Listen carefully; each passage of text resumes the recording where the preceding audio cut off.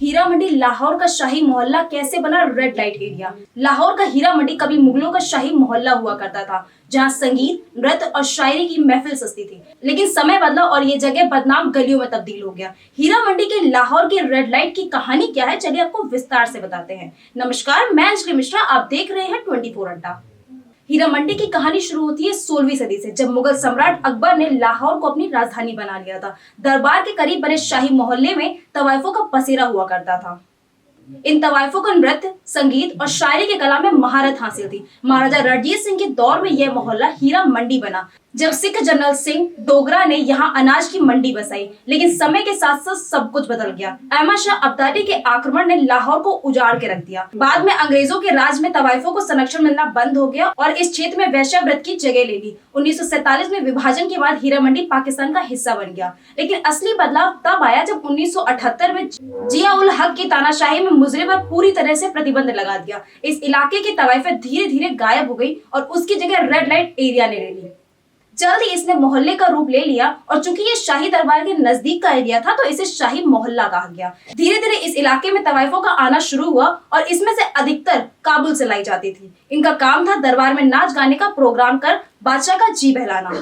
नृत्य के इस तरीके को मुजरा कहा जाता था और नाच गाना सिखाने के लिए बकायदा उस्ताद रखे जाते थे। तवाइफों को वो ओहदा हासिल था, लोग अपने बच्चों को तमीज और तहजीब सिखाने के लिए उनके पास भेजते थे। मुगल काल में तवाइफों और शाही मोहल्ले की ये शान बरकरार रही, लेकिन फिर 18वीं सदी में ये शान और शौकत उजड़ गई। पहले नादिर शाह ने भारत पर आक्रमण किया और फिर अहमद शाह अब्दाली। दोनों की मंजिल एक थी, दिल्ली, लेकिन रास्ते में लाहौर पड़ता था, सो वो भी बच ना सका। उस दौर में अब्दाली का आतंक इस कदर था कि एक कहावत प्रचलित थी, खांदा पींदा लाहेदा बाकी अहमद शाहिदा, अर्थात खाया पिया वही अपना है, बाकी तो अब्दाली लूट कर ले जाएगा। अब्दाली के हमले के दौरान ही लाहौर में पहली बार वेश्यालय बना, पहला धोबी मंडी में और दूसरा मोहल्ला दारा शिकोह में।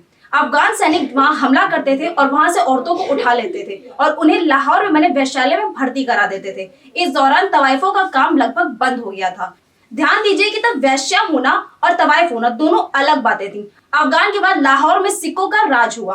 महाराजा रणजीत सिंह के दौर में तवाइफों की संस्कृति एक बार फिर शुरू हुई। बताया तो यहाँ तक कि जाता है कि महाराजा रणजीत सिंह इनमें से एक के इश्क में पड़ गए थे। इस कहानी के कई अलग अलग वर्जन है। एक वर्जन कहता है कि महाराजा ने तवाइफ से शादी कर ली थी और इसके चलते हरमंदिर साहिब ने इन्हें कोड़े मारने की सजा सुनाई थी। हालांकि इस पर भी मतभेद है। कई इतिहासकार कहते हैं कि बस सजा सुनाई गई थी, लेकिन असल में कोड़े मारे नहीं गए थे। खैर, एक दूसरा वर्जन भी है जो कहता है कि शादी नहीं हुई थी, बस इश्क हुआ था। महाराजा ने उनके कहने पर लाहौर में एक मस्जिद बनवाई थी, जिसे मस्जिद तवाइफ कहा गया और बाद में उनके लिए शाही मोहल्ले में एक घर भी बनवाया गया था। अब संजय लीला भंसाली ने इस ऐतिहासिक मोहल्ले पर एक कहानी को एक भव्य वेब सीरीज हीरा मंडी में दिखाया है। कुछ लोगों ने तो इसे शानदार कृति बताया है, तो वहीं कुछ लोगों ने इसे महिलाओं की छवि खराब करने वाला करार दे दिया है। हीरा मंडी की कहानी भारत और पाकिस्तान के इतिहास की कड़वी सच्चाई बयां करती है। एक समय जहां कला और संस्कृति का गढ़ था, वहां अब अंधेरे की कहानियां लिखी जाती हैं।